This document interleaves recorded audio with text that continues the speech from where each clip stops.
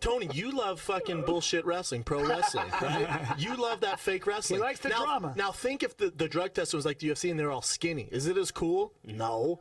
You watch pro wrestling because they're these characters. They look like superheroes. Well, CM Punk... Take away drug tests and see what happens. Well, here's a bad example of that. CM Punk is like one of the biggest wrestlers in the world, and he's 100% clean. He's the exception. But there's a good example. No, the WWF went through what UFC's going through now. Back in that Hulk Hogan thing in the mid-early 90s, it was huge, and so they had to eliminate it. They have to do it themselves. They have like a super strict policy. Bro, I'm serious. Super strict. Yeah. You tell me Batista and The Rock are clean?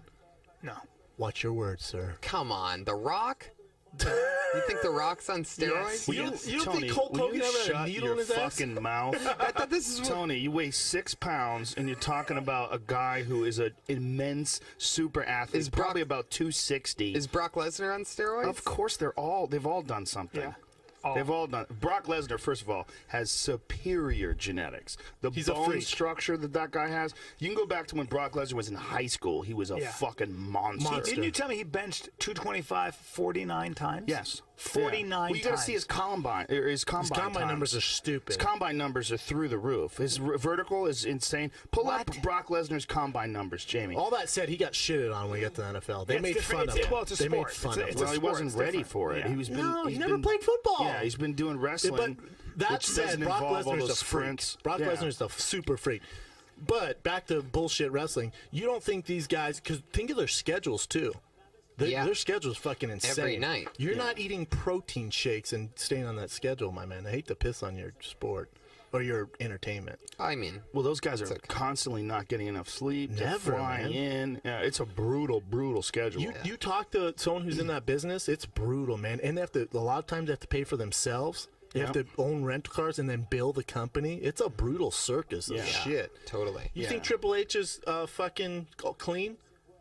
You don't get a neck like my waist. I don't know what Triple H is doing. That's an interesting one. I mean, he's a fucking monster. He's shaped weird. What about Baptista, dude? Look, Batista's the worst. Rock? I don't even acknowledge that Batista was ever even in pro. He's so terrible. What are you talking about? He was great in Guardians of the Galaxy.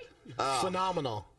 You're a mess. No. How dare you? No. Guardians of the Galaxy. Disappointed. You're watching Talking Trees and shit. That movie was great. Oh Talking my Trees God. and shit. Oh, you're out of your mind. Jurassic that movie was Park's great. a motherfucker. What's a good movie to you? Mad Max was great. I didn't see it. I heard it was awesome. You're gonna fucking love it. You know what? Too much action. You know what's dope, dude? That I didn't see until this weekend when I was flying back from Mexico. John Wick. That Keanu Reeves movie, the action movie, he plays an assassin. They kill his dog, and he goes and kills everybody. Really? Oh, hold on, they kill his dog, dude. so he goes nuts. No. I'm not doing it justice. He just gets revenge. They kill something. Here's his combine numbers. It's a fucking phenomenal movie. They're doing John Wick 2. Look at his 40, 4.7 40. By the way, 283 pounds. 4.7 40, 35-inch vertical jump, long jump 10 feet. Standing long jump, 10 feet, bench press, 225 for 30 reps. Jesus fucking Christ. A running back living in the body of a defensive end.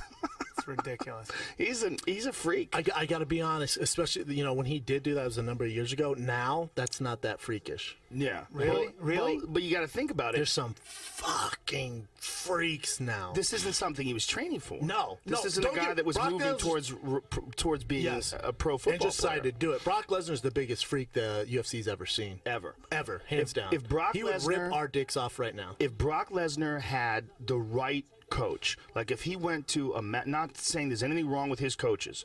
This is what I'm saying is, if he had the right coach in the right amount of time, like if he went to a Matt Hume or a Faraz Sahabi and they engineered his career from the beginning to the time he's being introduced to the UFC to the time he's introduced to high-level competition, he could have been an all-time He's the best, great. Yes, best heavyweight ever. But he has the capabilities. He fought a former heavyweight champion in his second professional fight. He fought Frank Mir in his second professional fight. He had no idea how to defend against a leg lock. Yeah. He got leg locked. That's my favorite fight of all time. Great fight. Frank Mir's a bad motherfucker. But then in his third fight after that, he fights Heath Herring, beats the shit out of Heath Herring. Then he fights Randy fucking Couture, stops Randy Couture in his fourth professional fucking fight. Yeah, but Randy Couture was like fucking in a wheelchair to the octagon, and then here's fucking Brock Lesnar. Still, it doesn't matter. He's still, for the fourth professional fight, insanely impressive.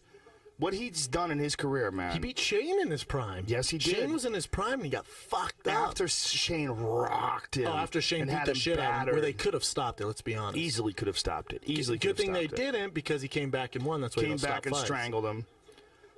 Look, Brock Lesnar, I mean, he had no business fighting Alistair after he came back from that surgery. He had no business fighting Kane. He just was not on that level. But if he learned to get on that level... He beats all those guys. He beats all those guys. He has more talent than all those guys. All those guys. And... but he doesn't like to get hit. Dude, ask Pat Barry when he was in his training camp. And Pat, they brought Pat Barry in before he fought someone, I forget. And Pat moved out there and was in Minnesota. And he said he'd only train like 2 or 3 times a week. And they were sparring. And Pat, Pat goes hard. Pat was a training partner of mine for years. Pat goes really hard. He's a beast, man. He's a beast stand-up.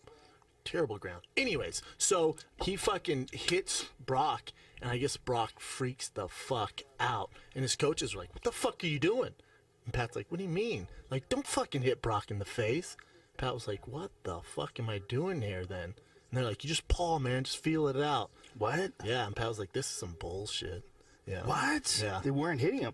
But that's ask Pat about it next time you see him. Great story. Well, that's weird. About him training with Brock. I had heard conflicting stories. I had heard that that's not true. So I'm going to have to do a fight night without you guys.